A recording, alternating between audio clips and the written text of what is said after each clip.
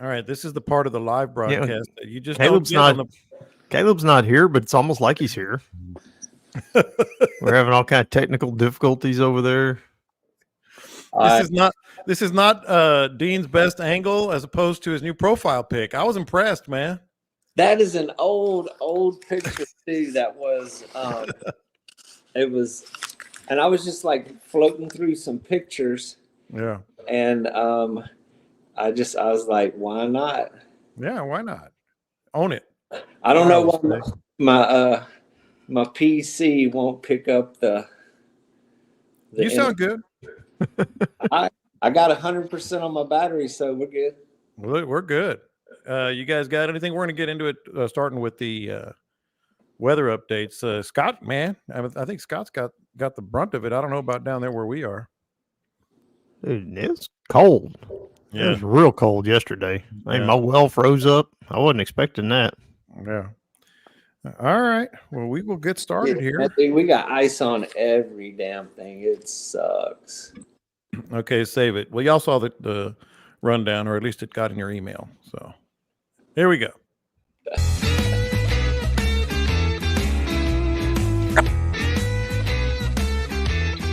Podcast, man. And we got a lot to cover, a lot of timely stuff. That's why I love this podcast. Whenever it happens, we talk about it.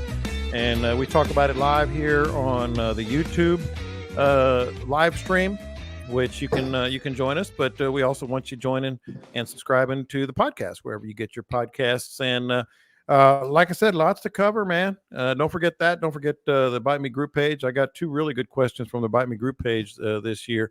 And I made one just for Carrie, Dean. I got a topic just for Carrie. Is she back there? Is she roaming around? Yeah, she's back there. And I told her when I read that, I said, I get to talk about you on the podcast. That's right. The Dallas Cowboys of fishing. the Dallas. What's your Dallas Cowboys of fishing? Hey, before we get started, we got, first of all, congrats again to Captain Scott and Camille. That was quite the surprise, Scott. But congrats. Give us an update. Damn chuckleheads, I swear. For the record, I was a little reticent to go along, and then I went all in. I noticed. I listened to the end of it there. Yeah, you're not innocent in this. No, I'm not. I'm not saying that I'm innocent either. I was like, should we do this? Oh, hell yes. I mean, I believe it was you that started the twins thing. But, I mean, the hospital came up mentioned a couple times, and I'm like, there's got to be millions of people out there curious to why Scott was at the hospital. Yeah. And that's when I came up that they were having a baby. And then that's when Caleb came up with twins. And then somebody said name them Scott, Caleb and Dean. And it snowballed, but it was it got out of control fast. You don't know how many sincere congratulations I got. I mean, like messages and that's because you're a stallion, man. You're a stallion. I mean, all kind of stuff. Well, I mean, okay, that side of it's fine, but I mean, Camille's no spring chicken. I'm sorry to tell you all this. She's a stallion too. Her having twins at this age, it ain't happening. And Chris is he's such a compassionate guy. He wants to know how Mama's doing. So, no, actually, Dad's doing fine. They while y'all were recording last week, his chest was cracked open, and they were replacing a bunch of pipes and plumbing inside there. Mm-hmm. And they got all that done. He's home resting. Mom was taking care of him, and he's getting up and around a little bit here and there. Mm-hmm. So they got him all closed up and spent a few days in the hospital. It sounded like your mom was having a harder time with it than he was. Yeah, mom was a nervous wreck about it. I mean, of course she is. Of course. Yeah, I mean they've been married 60-something years, so they're kind of tight. Yeah. So but it all worked out good. It's all really as good as we can hope that it would be. Good. Well, I appreciate that update. He ain't running no marathons yet or anything, but who is among us? I heard your New Year's resolution was to run more. You've been running in this cold? I've been going about 3 or 4 times a week, man. And then when yesterday when it was cold and wet, I got on the treadmill at the office. So, man, I'm sticking to it so far, but it's still January. We're only 2 weeks in. It's still January. I can certainly crash and burn like with the best of them. I know that. But yeah, I've gone. I guess this is 2.5 weeks. I've been going about every day, every other day. So that's all good. We'll get into the topics here in a minute. Speaking of me, I do want to mention for all our folks out of state and in state, to be honest, San Antonio, down in the valley, we get a lot of people asking about OG sauce, etc. We launched, and I'm saying this because I want to explain it. Okay, I want to explain it first because we launched ogsauce.com, and now you can order a case of OG sauce. And we can deliver anywhere in the country, anywhere in the state for $68. And you're thinking, wait, $68? Well, this is a little behind the curtain. We baked in shipping because I don't know about you guys, but we can send you 1 or 2 bottles, but I would recommend you go to the retailers here in Houston. If not, just hit me up, DM, and I can send them to you and give you the shipping costs and everything. I don't want to jack people with the shipping, man. I looked at all the possibilities, 2 bottles of OG sauce, it's $7 a pop. And then, so that's $14, and then it's $14 for shipping. Personally, I wouldn't do that. Like, I just wouldn't do that. So what we decided to do was let's just ship a case anywhere in Texas. You can give it to your friends, Valentine's, birthday, whatever, or you can keep it all, and it's flat fee. Wait a minute. Yeah, back up. Yeah, Valentine's. Hey, OG sauce for Valentine's. Okay, you're laughing. One of our listeners was we've gotten like 3 orders. Hold on. I'm glad you brought that up. We've gotten like 3 orders the first day, and I think there's some other orders today. But our first order ever, I decided, first order I'm gonna personally deliver it, and it's a lady on the north side of Houston, and her husband's a big listener. And she bought a case. I said, I'm going to hand deliver it. I'm going to take you some T-shirts, some recipes that come with the OG sauce. Maybe take a couple pictures. Just thank you for being the first. She said she's going to keep 2 and do the others for her family for Valentine's Day. That's why I thought of that. Like, hey man, whatever it takes, right? But so anywhere in the state, anywhere in the country for $68. That's less.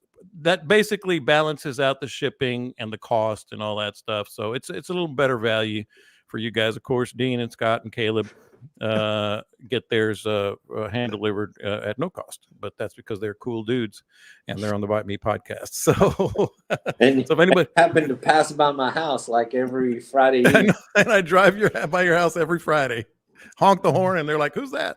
All right, Morris wins today. I still got a pile of deer meat for you. Roses are red, violets. Roses are red, violets are blue. Here's some OG sauce. I love you. You know what? Whatever it takes.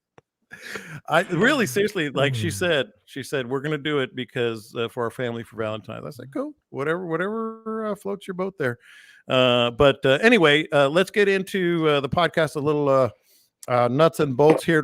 Tell me about the weather, man. I was looking at like here where obviously I go down to Aransas every week, but here in Houston where the home office is, so to speak, it was cold. Not a drop of precipitation, man. Like yesterday was more precipitation than today, Scott, but I'm looking at pictures of tides, of homes, of boats. You got it pretty rough down there, man. We had a pretty good little dust in the snow. I mean, it ain't no blizzard or anything like John McClane got at his house today. That kept him inside. But, I mean, we weren't shoveling snow or anything. But, yeah, it got colder now. My well froze up. Had to get out there and heat the thing up and heat some pipes up and get the water flowing again. But and that was in the middle of the day. That's what was weird. Yesterday, I kept it on during the night and everything was fine. I went to go run some errands about 10 o'clock. I had turned it off, came back about 2:30, 3 o'clock, and it was frozen in the middle of the damn day. Yeah. I was like, that ain't right. But yeah, there was a dust and snow all over the place. All those crop fields are all between me and Port Lavaca. They were all white. It was kind of pretty. But along the edges of Powderhorn, there was ice just stacked up all up along the edges. I mean, it was kind of sobering to see that. I mean, that was a little much.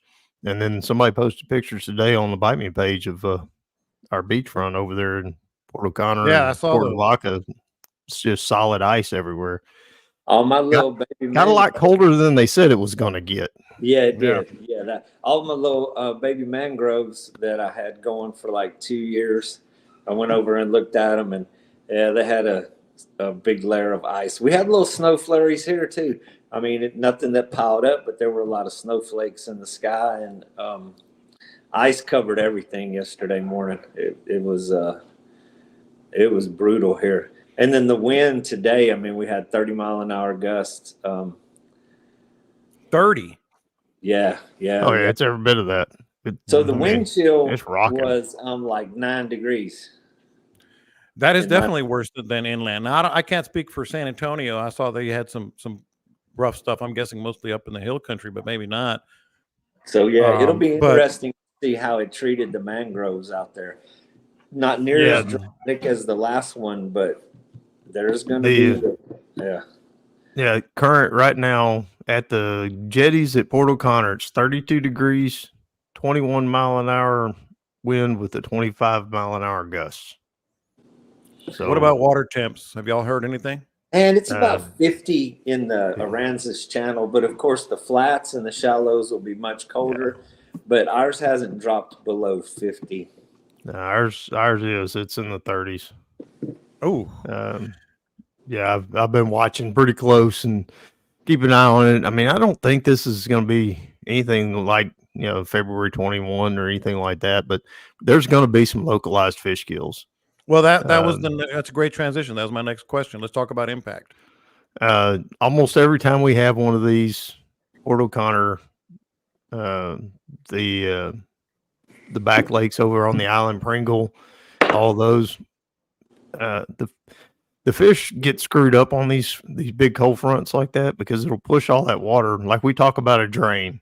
Mm-hmm. Well, a big north wind on the island, the water goes up. Ahead of when those fronts are blowing in, because the water's all blowing over there. It goes up first, and then as the rest of the bay drains out, it'll eventually, gravity catches up and pulls the water out. Yeah. But a lot of times when the wind blows it into those lakes, the fish go in with it. As it's a false high tide coming. Yeah. And then they get trapped back there, and it happens all the time. I mean, when other parts of the coast don't have any effect at all, then we end up getting a little minor fish kills back there in those lakes.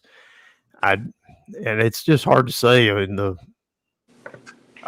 I've been watching the water temperatures. Like I said, the one for Port O'Connor at the little jetties actually went down. It's not even reporting the temperature, which I don't know what that means. Well, Curtis on the live stream here commented that it was 32.7 at 7 this morning at the little jetties in POC. Yeah. Well, and now it's gone. I mean, it's not reporting at all. But the water temperature at the jetties, I mean, that's deep water, is 47. Yeah, we got 49 in Port Aransas Channel. I keep bouncing around looking at different ones. I think it's going to stay high enough, and I think we were cold enough for long enough ahead of time. The water temperatures have been going, not getting real, wasn't like a real warm winter. And then we had a sudden freeze. I think the fish were a little more acclimated this go round than they were last time. But we'll see. The one that was bothering me the most was 39.7 in Matagorda Harbor. Yeah, that is not good. That's too cold. That's too cold. Well, Fish Camp TV commented very succinctly, "Ugh." Is it an UGG, Dean? I mean, it's not as long, but it's pretty significant and pretty fast. Yeah, I mean, it's gonna be some localized stuff, just like Scott said, but it didn't stay. I mean, today, And I guess up north it's going to be more dramatic, and it depends on the direction of the wind in certain areas. Our temperature went up to 38 degrees today, so little bit of relief, but not. I mean, everybody's still they're still scared. They're still feeling the effects of the last one. That's why whenever this cold snap was coming, everybody's wrapping pipes. Everybody's making preparations because they remember the last one. Yeah. But it wasn't. I mean, I don't know. These come and go every year. I don't think this one is going to be as bad in our neighborhood. So at the marina down here where the boats are, when the water temperature drops and it really goes dramatic in the flats, it gets loaded with pelicans and dolphins and all kinds of fish move into there. There's just tons of life, and none of that has taken place this time. I went over there today. There were, I mean, they seek shelter in those harbors, and there was none of that activity taking place. I really expected it to just be full of dolphins and pelicans diving and the mullet moving there and just swarms, and they're not in there today. So, I mean, hopefully that they're comfortable wherever they're at. Couple things. I want to stay on this for a little bit because it's pretty significant and timely, as I mentioned. That I was thinking of, Scott. I'll start with you. The tides have been brutally low, like exceptionally low. That's got to have a little bit of an impact too, doesn't it? Yeah, in some ways, I think that'll help because it drove them to deeper water ahead of time, and there wasn't so many of them getting caught up on the flats. But like I said, when that north wind blew in so hard, I think it probably pushed some water up. Of course, I didn't go out there and watch because I'm not a fool, but I would venture to say that the water went up on the island because I've seen it happen in the past on a big north blow. And it'll go up for a few hours, and I think the fish get that false sense of security with that water going up. And they get hung up in there, and then it's that's when we get our little fish kills. But yeah, it's like Scott said, that low tide. I mean, we were way in the negative, which means all of the flats were bone dry, and those fish may have had a head start at going to deeper water. Yeah, and I know a lot of them did because they had no choice. So that may have, and timing is everything. I mean, there's a lot of variables in these things when they happen. So tomorrow, I mean, and tonight, we're still going to be in the 20s again. The wind is going to calm down dramatically, but, you know, it may be favorable for a boat ride tomorrow to get out there and look around. And then Thursday is going to be 72 degrees. So definitely out there on Thursday looking around. One of the big pluses on this one too is it's sunny today. I mean, we've got a lot of sunshine. So yeah, even though the air temperature is colder and we've got some wind, it'll be offset somewhat by the pure sunshine. What we had in February 21, if you'll remember right, it was just cloudy and dreary, and there was no relief. There was no sunshine for days, and it was just colder than hell the whole entire time. This, at least the temperature's been fluctuating a little bit, going up a little and down a little. I was telling you before we started, I was walking over here from the new house, been over there working on the nursery, and come back over here, and there was icicles hanging off my truck still. I mean, it hadn't warmed up enough to melt the ice. Yeah. So, did you hear that, Dean? He was working on the nursery. No, I'm just kidding.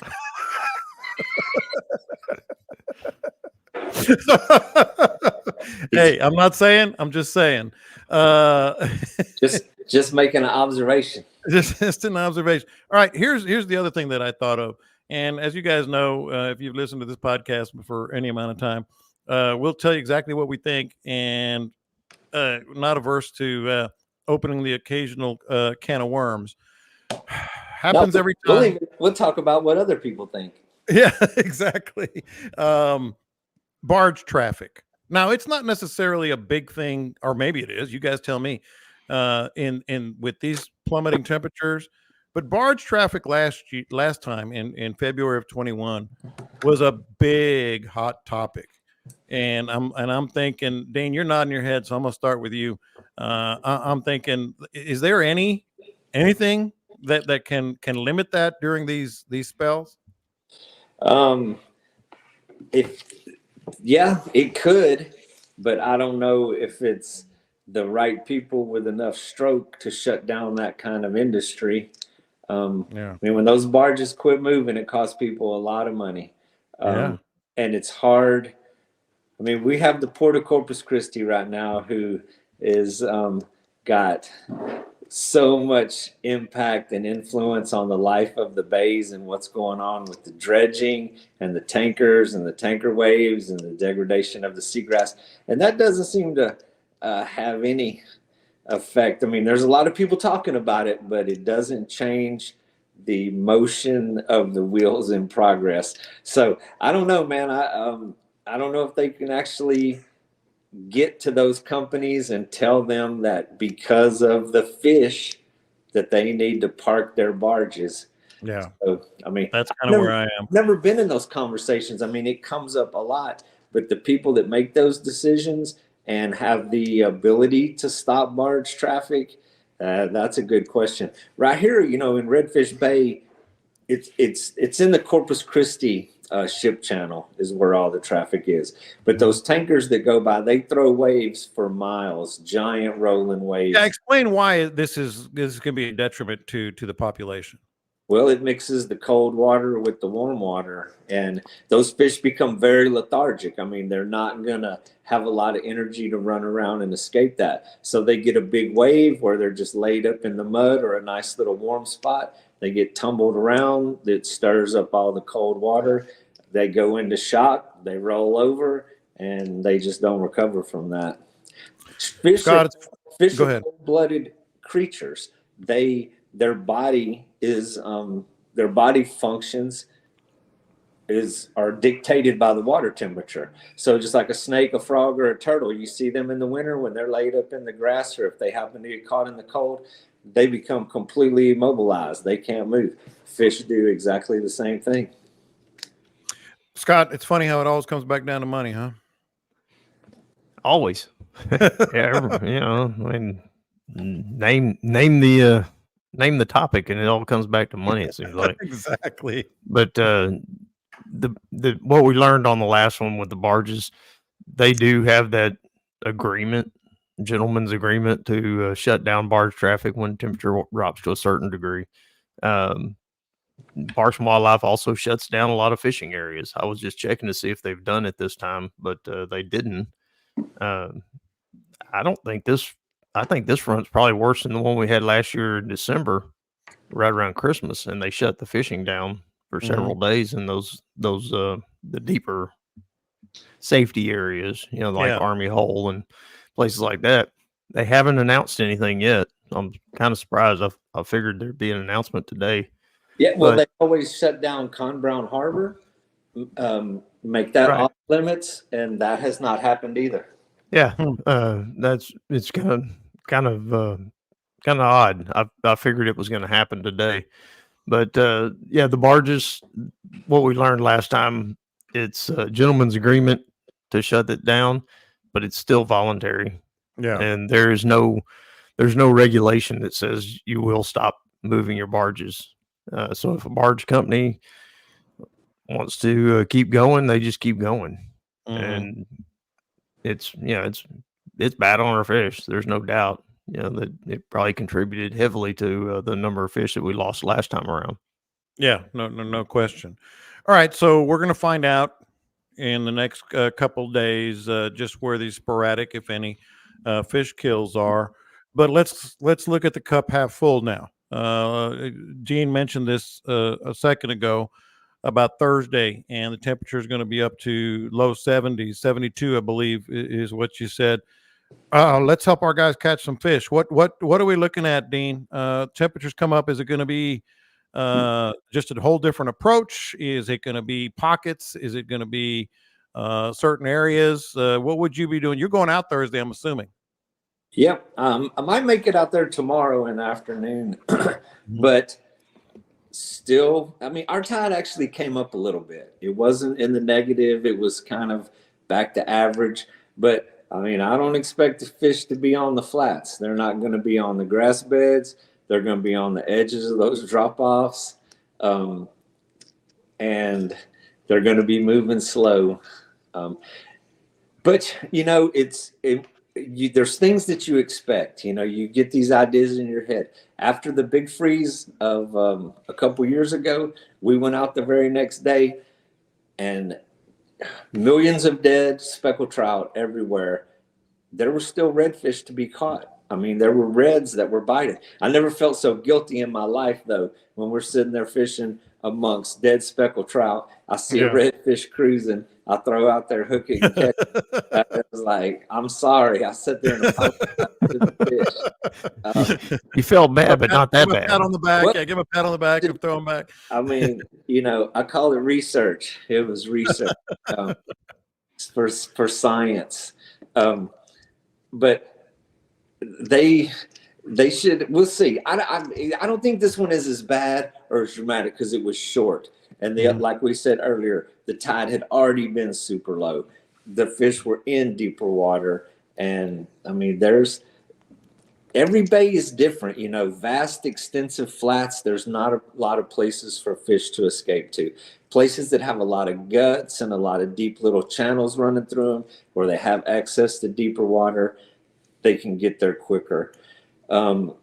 So yeah, tune in next week, and we will put some more science to this. We'll have all the updates. But Scott, you've been at this game a long time, just like Dean. Have you noticed anything after these events? Because they happen just about every year, not every year, but just about every year. In terms of behavior, what people should be looking for, where the fish might be, etc. This is that time where we talked about a couple of weeks ago.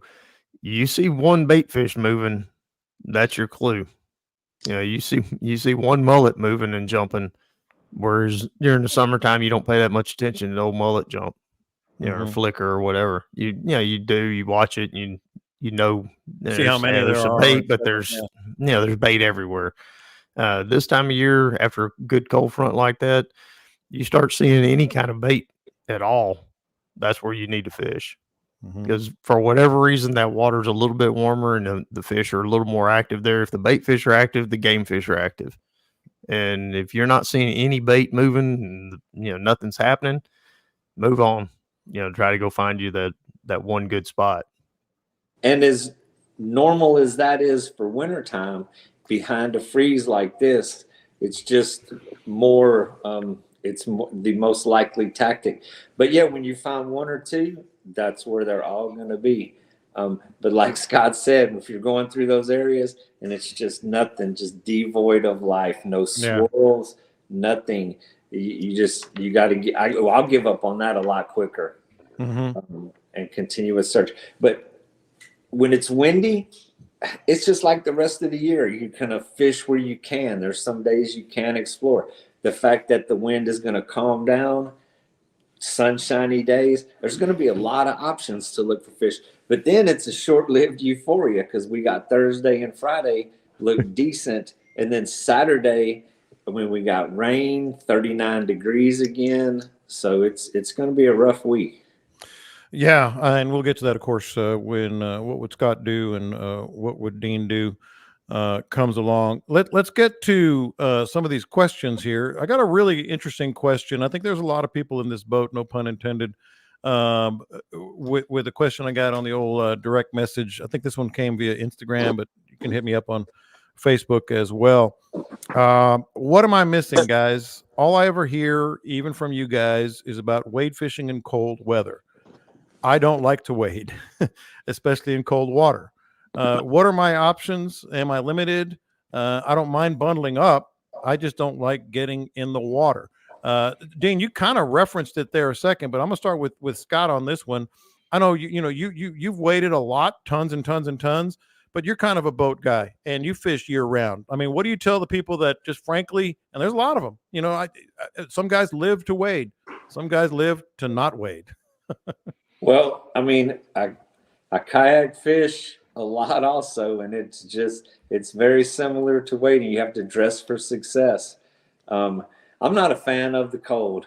I get dressed up so thick that it's almost hard to fish. But once the cold sets in and you're in that water, if you get cold, you don't rebound from that. You don't shake it off and warm up until you get out. So I actually had a guy call me the other day and was asking me about waders. He's like, I'm standing in a academy, and he says, what do you recommend? I said, I recommend you go to a store that sells better waders than that's the best line of the day right there. He was asking me if the $99 waders would work, and I was like, they'll work in May and June, but I mean, the money that you spend on some Sims or some Grundens are worth every penny when you're out there. Put some fleece on underneath it and some nice warm socks, and you could do it. I mean, it can be very doable.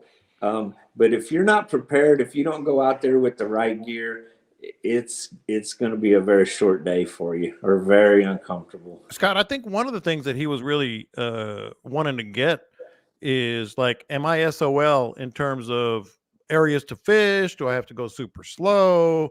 Whether it's a kayak, a boat, or whatever. Like he was saying, everybody says wade in the winter, thinking that that's the best route to catch fish, but it's not. Like, what would you say for those guys that just don't want to grind like that? The advantage is the grind. Wading makes it easier to grind because you're moving slower. You know, the fish are moving slower. The water's colder. You need to more thoroughly work an area. If you're drift fishing, even if you're drifting in a kayak, even when I'm poling, we're not covering water as thoroughly as you can by wade fishing. That's the big advantage to wading. You can stand in one spot. Doesn't matter how windy it is. Doesn't matter what the current's doing. You can plant yourself and stand there and fan cast and work it and work it and work it and work it. And then take 10 steps, 20 steps and do the same thing again. That's why Pat's so successful at it. Is, he's a grinder. Another good way to describe that when you're walking or you're going slow is fish are coming to you. You wait for them, and they're going to be moving slow right now, but they will come to you. When you're drifting and when you're moving fast, you're going to them. I mean, you're kind of following them. You're chasing them down.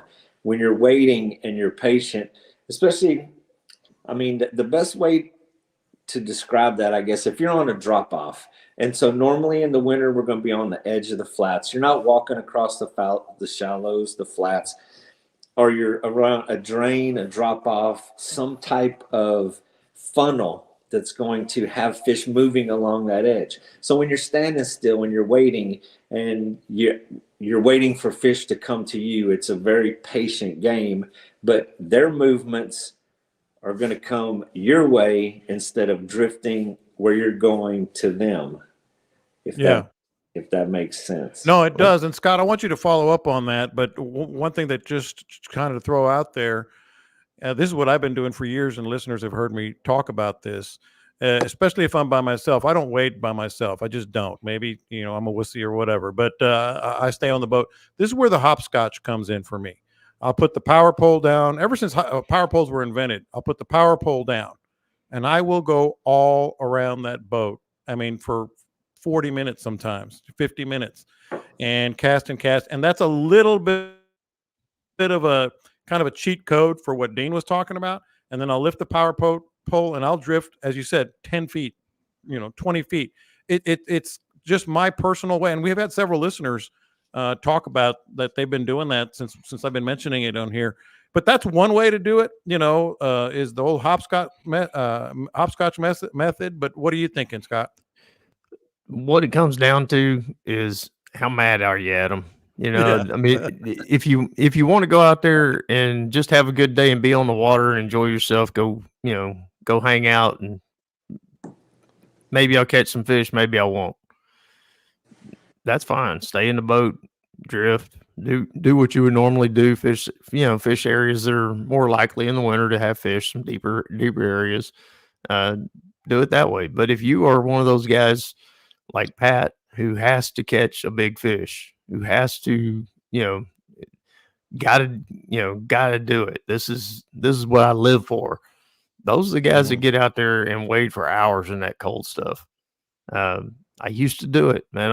I'll straight up honest with you, man. I used to do it a whole lot. But getting in that cold water and standing in that cold water for hours at a time these days is not high on my list anymore. And I totally get what John was saying though too, with the power pole going slow, staying on the boat. It's the same process. You're just standing on the boat opposed to standing in the water. Yeah. I had great success in the last month of power poling it and moving about and casting and then moving about the length of the boat. Just moving 20 feet, put the pole down, and then cast to the next 20 feet. And I mean, there was a couple of days I sat in one spot for 2 or 3 hours and moved about 50 or 60 feet. And every time that boat nudged forward, we caught another fish that just wasn't on the move. Yeah. So same process, but warm and dry. And you have the ice chest there, and you have the snacks, and you have all the amenities, all the things we like. Campfire. You got some dipping Valentine's chocolate in some OG sauce. Yeah, exactly. Hey, there's an idea. I'm telling you, she really said that. The other benefit of the old hopscotch, like I like to do, is by and large, this is not a 100% because there's some real jerks out there. No boats will come around.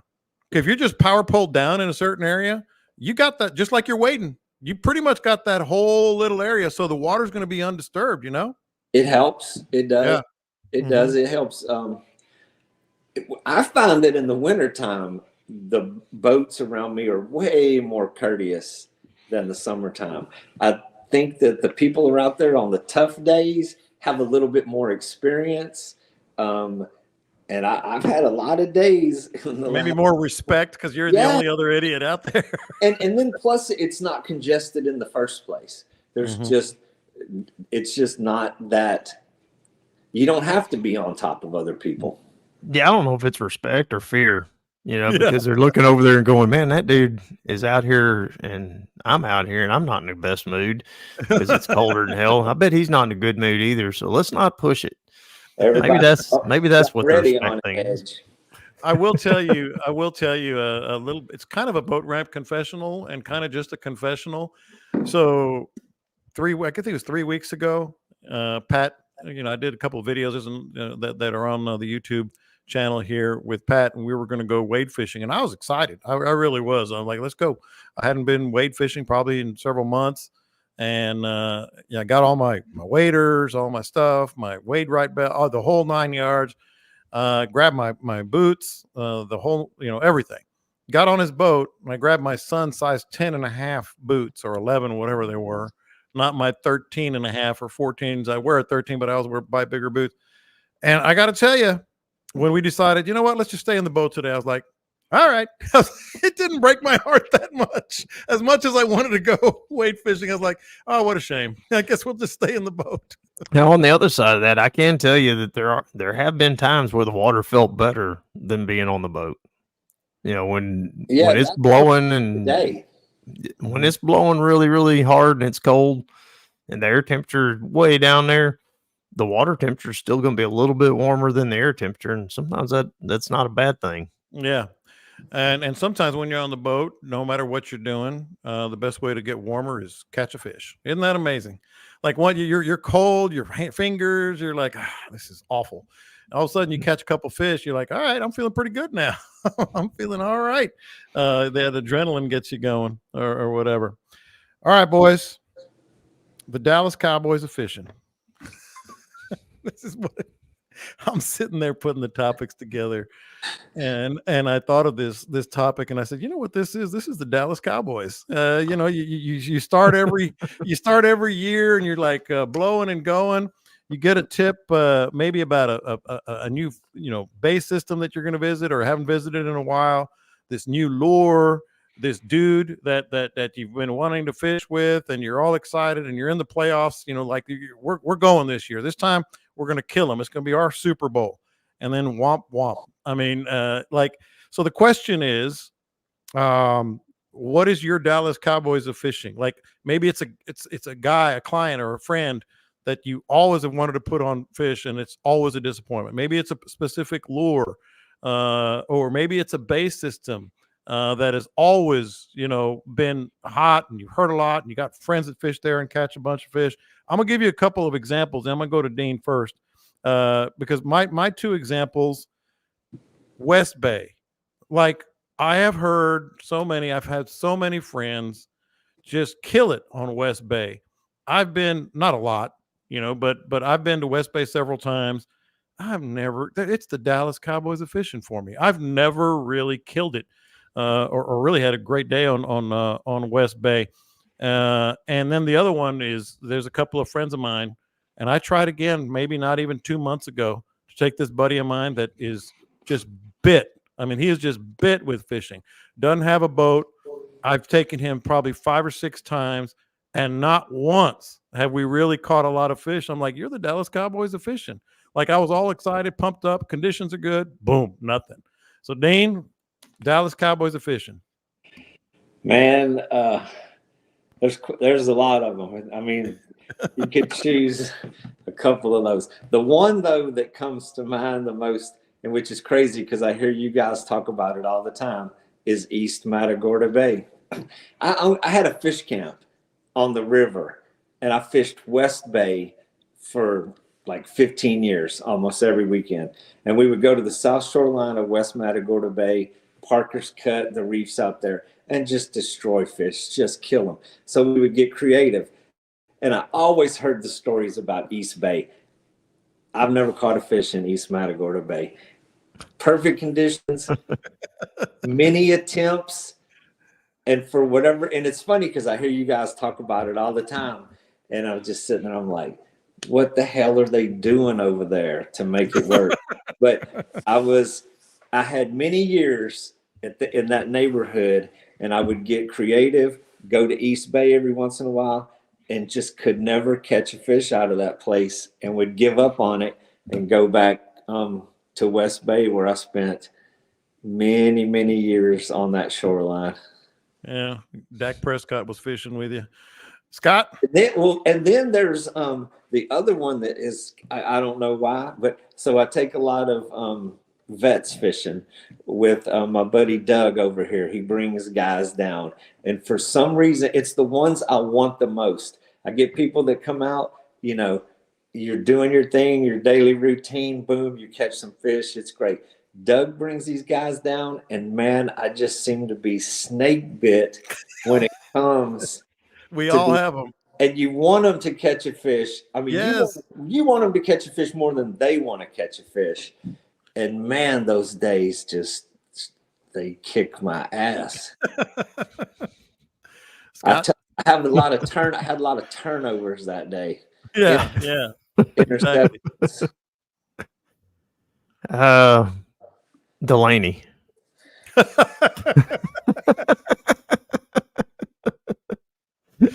Well, she is the Dallas Cowboys. Ah, jeez.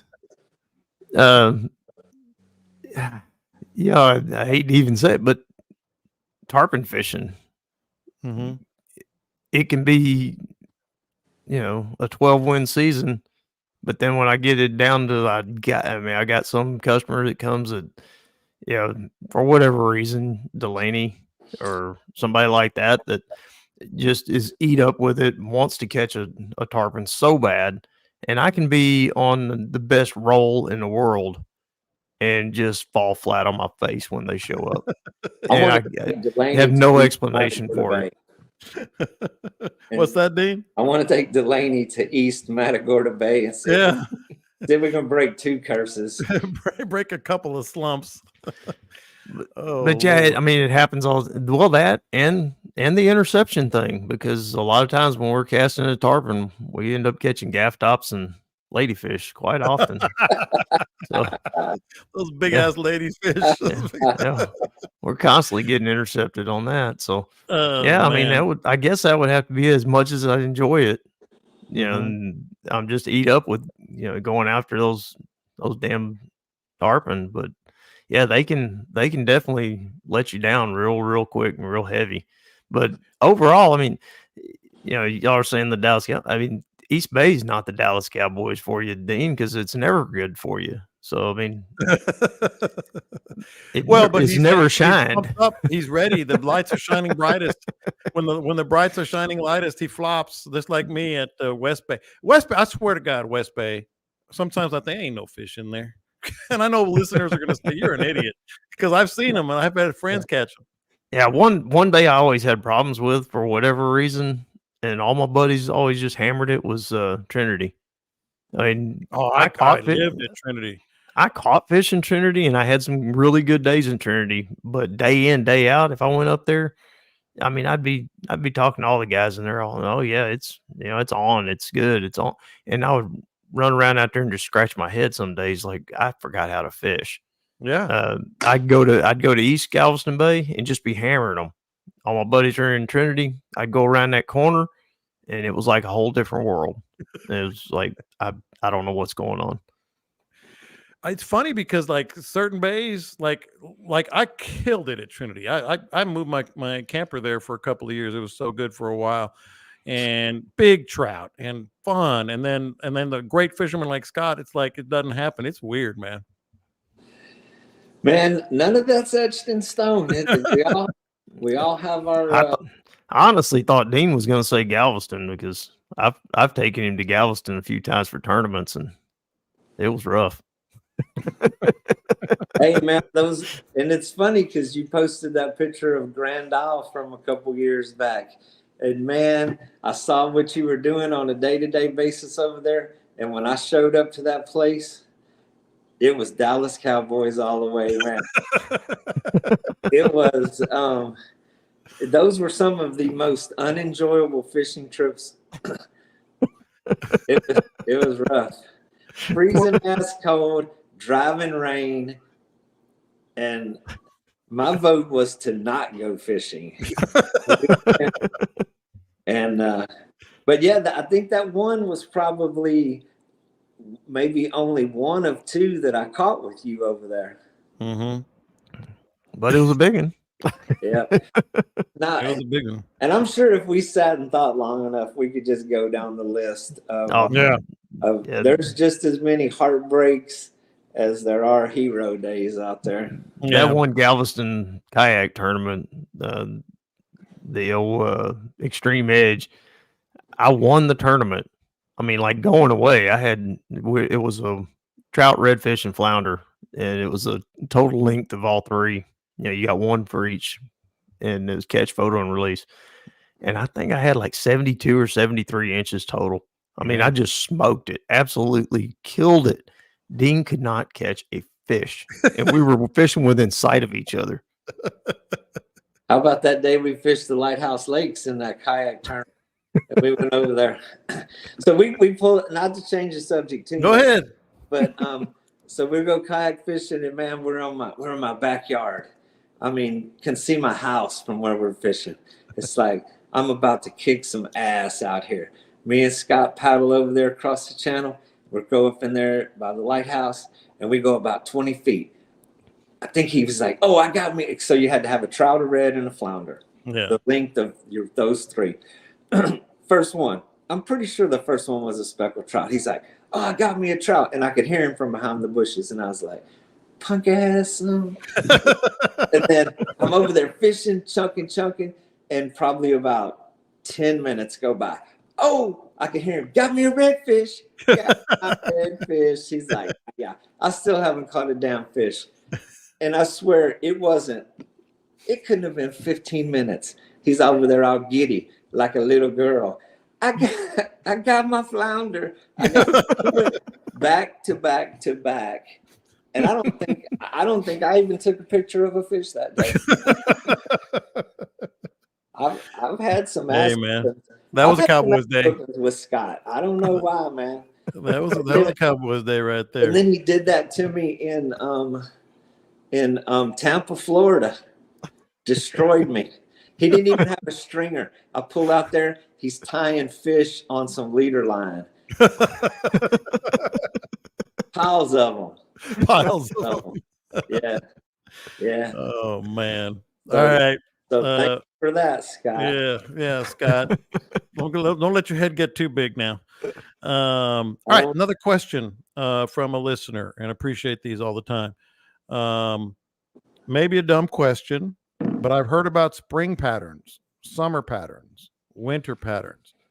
Kind of embarrassed to ask, can you explain what a pattern is? Is it, and I think that's a pretty good question. We talk about it all the time, like we just assume, but sometimes you might catch fish even in the same place, in 2 given days. It's not necessarily a pattern. I'm gonna start with you, Scott, on this one. Patterns come back to your past experience. Given the conditions, given what's going on, given what the hand you're dealt that day, where have you caught fish in those similar conditions in the past? And how did you catch them? What did you catch them on? What were they eating? That's where your pattern comes from. Overall, a spring pattern, a winter pattern. My winter pattern is going to be different from Dean's. There is no set. Everybody has, this pattern. That's where I was. There are some. There's some givens. Springtime, smaller baits. You got stuff hatching out. You got baby fish swimming around that are getting eaten. You got little shrimp. Summertime, you got hot water. So your pattern's going to be fish early, shallow, go deeper. Middle of the day. Once there's patterns, and then there's sub patterns. So you have seasonal patterns, then you have patterns that come with changes in the weather, that come with changes in the tide, and then you adjust. Well, give us a little thumbnail sketch of what you mean. So seasonal patterns, in the summertime, you're on the flats, you got great tide, you got great conditions, you got bait fish, you're throwing things that are moving a lot faster. We'll talk about that, when you're swimming things real quick, they're coming and chasing them. It's summertime pattern. Wintertime is going to be slow, bumping them on the bottom. We talk, that could be referred to as a pattern. And then you get, especially, in my area, we have 2 options opposed to the marsh, where you have the lakes, you got the drains. There's a lot. To me, when I look at the marsh in the northern part of Texas, there's a lot more variety to areas that you're going to fish. Down in South Texas, we have the flats, we have the ultra shallow grass beds, then we have the drop offs. The only other thing would be the intercoastal. It's really the only deep water of the channels. So you get the tides that drop, and then you have a deep water pattern where you're bumping the bottom in 4 to 6 feet of water with a soft plastic, opposed to drifting the flats, running top waters across the grass real fast, swimming paddle tails across it real fast. So, there's different patterns to describe. But normally when I hear the pattern, I think automatically of seasonal, the weather patterns and how you approach those with your lure selection. Go ahead, Scott, because I know you were about to finish a point on that, and I think you were going down the road that I was going to go with the water and where you are. Yeah, summertime you got the south wind, you got pushing up higher tides. Springtime you got pushing up higher tides, so you end up on a pattern of fishing higher tides. Where the fish go. My redfish will go back as far as they can get, and so. Yeah, if the water stays up for 2 or 3 weeks, they've pushed way back there, and they're in super shallow water. But then you also have the micro patterns, like Dean was saying, they're sub patterns on a given day. You have an overall pattern. Okay, they're eating small bait. They're eating small bait fish. Well, today they're chasing small bait fish on grass flat around potholes. And then the tide gets to a certain point where just the tops of the oyster reefs are covered, and the bait fish get on top of the oyster reefs, and the game fish can't get to them, but they'll hover around the outside edge of those shell reefs, waiting for one of them to screw up. So that becomes a pattern, a sub pattern for that day. Look at the oyster reefs, and I've got a million different little small pad oyster reefs, just little bitty ones scattered all over the place that I know are just 3 inches underwater and they got bait fish sitting on top of them. They got every one of them will have 2 or 3 redfish hanging around the outside edge. Yeah. Those are the little sub patterns that you fall into throughout the day by going and checking things. Overall, the seasonal pattern you already have in your head of wintertime, they're eating bigger bait fish because that's, there's less available. So you want to throw the bigger topwater, the bigger sinking plugs. That's why corkies work so well. Summertime is, just a lot of variety. Springtime, it's smaller. That's your seasonal pattern. But then on a given day, maybe they're going to be in 3 feet today and they're in a foot tomorrow. And there's really no rhyme or reason to some of that. Those I like to call them, those are my stumble upon patterns. Just all of a sudden I start catching fish. Look what we've had. Well, I've been trying. I've been working my ass off all day. Yeah. I'm hitting, hard sand flat where they've been for the last week, but they're not there today. And I don't know why. But then I move over a little bit and I don't know if it's a water temperature. I don't know if it's the bait moved. I don't know what the reason is, but now they're in 2 feet of water. That's a micro sub pattern. A micro sub pattern. Yeah, exactly. Yeah, we got all levels of patterns. But, well, then there's this. I'm going to throw another one at you. And both you guys are familiar with this because you fished all up and down the Gulf Coast. Like the last dozen years or so, I've fished heavy in Sabine and then heavy in East Matagorda. And now probably for the rest of my life, I'm going to fish heavy in Aransas Pass. Well, Sabine Dean is deeper water, 2 rivers going into the lake. So my pattern was finding the salt water. I haven't looked for salt water in probably 6 or 8 years. Where does the salt water meet the fresh water? Some of the deep. That does what I mean? Does not exist down here. And then in East Matagorda, and I fished a lot of the mid-bay stuff deeper in Sabine. And then I go to East Matagorda and I'm thinking shells, corkies, plastics, stuff like that, finding what Scott was talking about. Now in Aransas Pass, I'm drifting more in the middle. I'm not fishing the edges of island. I fish like in East Matagorda, it was almost absurd unless birds were working to not start working on a shoreline or something. Well, in Aransas Pass with the flats, I'm fishing across the damn bay. So the pattern has to be like almost bay specific too. Very much so. So in Galveston, Matagorda, those areas, they don't have seagrass across the bottom. Some places, yes. I mean, it's not, can't make such a general statement. There's oyster reefs and there are things in the middle that give them the bait fish protection. But if a bait fish moves away from that shoreline, away from that grass, they are vulnerable. They know that. On our flats, there is so much grass in the bottom to give places for bait fish to hide that they duck into when something comes around. So, I mean, that's really a part of what makes this game so fun and interesting. It is. Going to those different places and what you've experienced, what you've done from Sabine to Matagorda, now to South Texas, in a relatively short distance, you are experiencing a very wide variety of patterns, sub-patterns, and micro sub-patterns on a daily basis. And then you mix in the weather to go with that. And I mean, that is absolutely what makes this game fun. I mean, that's what keeps people tuning in. It's what gives us stuff to talk about. It is, it's a never-ending process. Go ahead, Scott. I know you've experienced all those things I described. Yeah, and that was one of the fun things to me about fishing all those tournaments that we did. Yeah, and I did it in Redfish Cup. I did it in the kayak stuff. And going to Florida, just getting completely out of your element and going over to Florida. Me and Dean would be studying maps and looking at stuff and trying to figure this out and try to find something that looked similar to what we were doing at home. And maybe it'll work over there.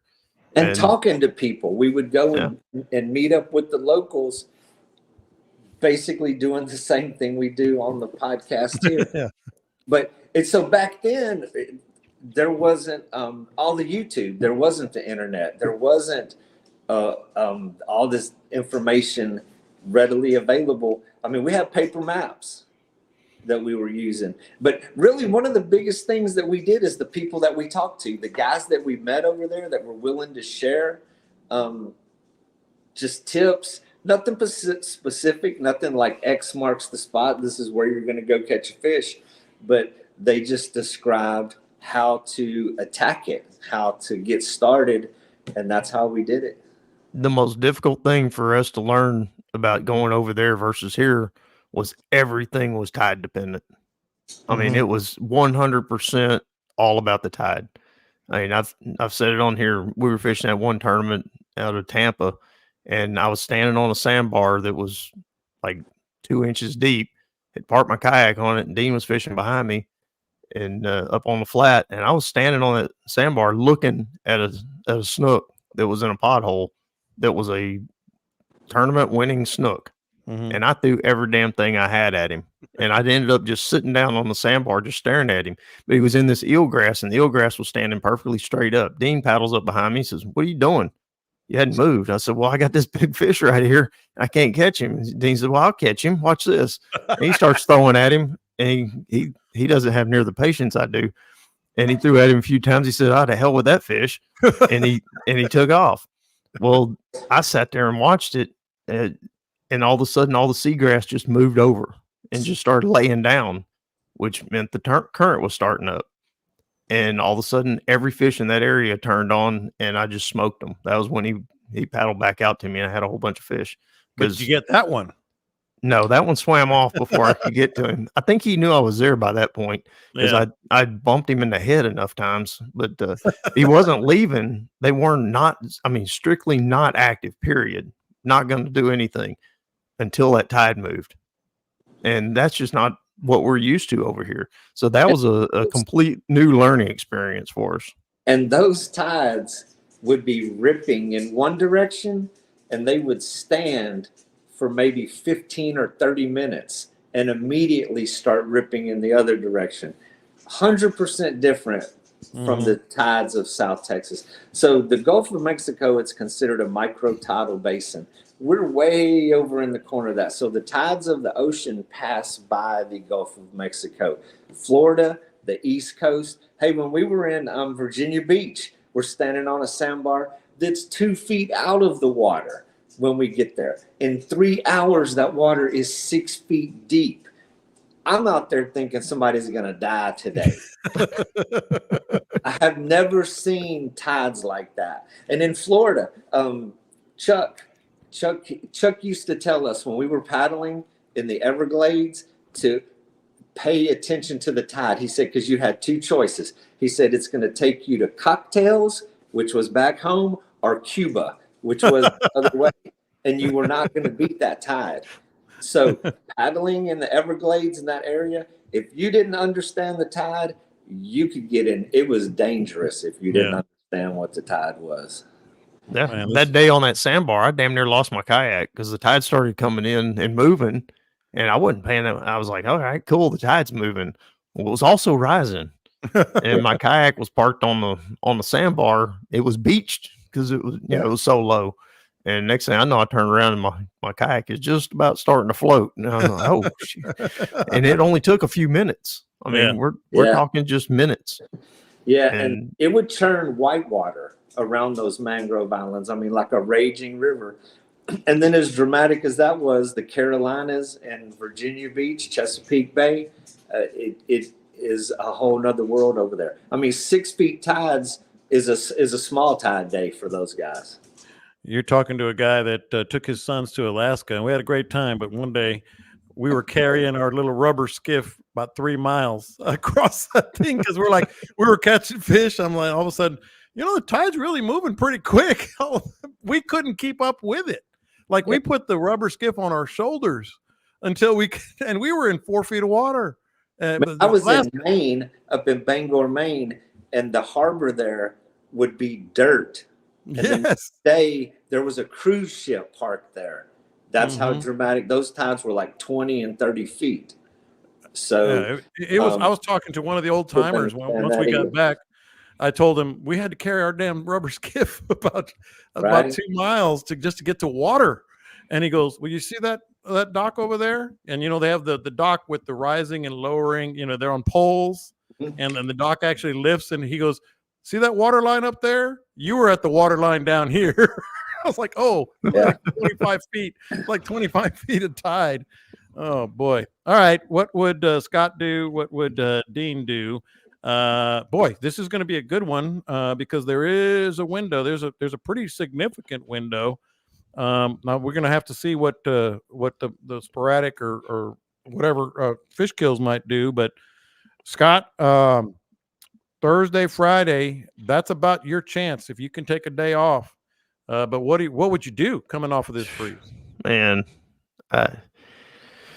I was just trying to look at Windfinder here, and Windfinder's all over the damn place. Is not there's a whole lot of us going on. But you can't get out there. Tomorrow and Thursday look okay. Yeah, behind this freeze, if you want to get out there and mess with it, and you can get out there in a week, I'd go fish some deeper areas and fish slow and low and just see what I could bump up off the bottom in some deeper holes. I'd try to probably pick an area that doesn't have a little lot of tide movement. If anything, a falling tide coming off one of the flats after the sun's been out and warmed it up a little bit might pay off. But then, we're right back in the wash on Friday. When I looked at it before, Friday looked like it was going to be okay, but now at 6 a.m. on Friday, we have a north wind blowing 25 gusting to 35. Yeah, that's what I got. So, man. I got that too. Yeah, that changed. So it may change again by the time Friday gets here. But that's a good time to change your hooks and clean your reels and do that kind of stuff in my book. The high temperature on Thursday is not near as high as it was either. Yeah, I looked at it just a second ago. It's down to 66 or something. Yeah, I got 64 for the high. Yeah, in Port Aransas, and that's over on the beach side. So you don't have to go far inland to have a pretty dramatic shot. But just like what Scott said, I mean, you take your opportunities. January's tough, man. January's feast or famine. It can be the best of times, but it can really be horrible too. But tomorrow, the wind is decent, but it's still going to be cold. And Thursday looks like a winter. So Thursday, if you got a sick day you need to use or something like that, the weekend is, the weekend's going to be ugly. We got like 60 and 80% chance of rain Saturday, Sunday, Monday, which is probably drizzle, not really thunderstorms or anything like that. But, you get a 15, 18 mile an hour wind with drizzle, about 40 degrees. Thursday afternoon, incoming tide, low, falling barometer, and decent temperatures. That might be your best bet where we are, Dean, huh? That's about the best it is here too. I mean, if the cows are walking around in the rain, it's going to be good fishing. So what are you going to do this weekend, John? You going to make a run at it? Nah, man. I'm mad at them, but I don't know if I'm that mad at them. You'll probably see me maybe get some honeydews done, but we'll see if I get down there. I've got the itch. I didn't get to go last weekend, but you're going to be at the game on Saturday? Yeah, that's the other fly in the ointment, and it's not. And I'm not going to Baltimore, but I do have to watch it. So we'll see. I'm always up for catching fish, but we'll see about that. What do you guys have going on? I guess you're working on reels and rods and such. You done me? No, I'm working on nursery. There you go again. Twins are a lot, man. Now, my whole deal right now is, working on this house and all that. Y'all give me a hard time about working on the house all the time, but I want to get this done so that when the fishing turns on and it warms up and it's more comfortable out there, that I'm free to bust loose and get out there and get going. I'm taking full advantage of all these bad weather days and all that to hump it inside the house there and get things taken care of. I'll tell you one thing: the boat show starts the 24th, and then we got the fishing show in February. And I think you're probably kind of eyeballing the fishing show to finish that house, huh? That's what I'm hoping, and we'll see. You said that 6 months ago. You said that about Thanksgiving. You said that. You did say it about Thanksgiving. You said my dream was Thanksgiving, maybe Christmas. Well, okay, boat show. Well, hey, I'm not one. I'm not criticizing. Now, the fishing show is going to be cool, though, man. I always look forward to that. It's the one time when everybody's under one roof, and I get to see people that I communicate with all year via the social media efforts and whatever. But it's cool to have everybody standing there for a couple days and visit everything. And just as a programming note, the three of us, along with Caleb, who is traveling today, by the way, if you were wondering, we're going to kick it off on the 14th of February. Valentine's with us. How about that? You can get some OG sauce for Valentine's Day. How about that? Yep. What are we going to do? We're gonna do a podcast live and in person, and meet all these great listeners. But all right, boys, we've done those in the past. Right. Yeah, one of the things I mean, like I said, getting this house finished and doing all that stuff, so I can be ready for tarpon season. Because I got one of the guys that listens all the time, Chris Lang. He paid in full for a tarpon trip for some buddies of his. I don't know what the reason was. He just wanted to be a nice guy to him. I'm not really sure. A bunch of guys that he deer hunts with. Oh, he's not going. And I don't know. It didn't say he was going, but he may join in. I don't know. But he got this fishing trip for his buddies Zach, Steven, and Andrew, your old buddy from way back. So he said he sent me the names, and he said, "Yeah, that Andrew." So for longtime listeners, they'll get a kick out of that. I'm gonna hop up. For those who don't know, Andrew doesn't know anything about broadcasting, and doesn't realize that there has to be somebody herding the cats, and there has to be somebody who does all the work in terms of topics and editing and all that stuff, and occasionally has to advance the conversation, as we say in the business, as we did today. So Andrew had Dean, you didn't hear this story, I don't think. He said, "Yeah, man, love the podcast. It's awesome. You guys just talk about everything, but John really talks a little too much." I think his exact words was, "John needs to shut up and let y'all talk." That's what I do. I set it up for you guys. I ask you questions. I believe I called him a son of a bitch, but that's okay. Yeah. But we had an entire episode where John just kept referring back to Andrew. Doesn't know a damn thing. You know what I'm going to do? I'm going to hop on that boat when you got Andrew on there tarpon fishing, and I'm going to talk the whole time. I'm just going to not stop talking. I'm just going to let it all out. And me and Scott could sit around and talk about fishing for hours and hours, but it would sound stupid as hell without somebody directing it in a direction. It really wouldn't. It wouldn't be what it is without some direction. All right, boys. We love all of you, even you, Andrew. We'll see what happens.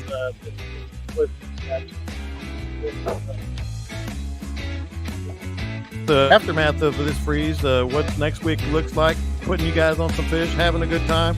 Y'all appreciate it. Don't forget to subscribe. Catch them up if you can. We will talk to you next time.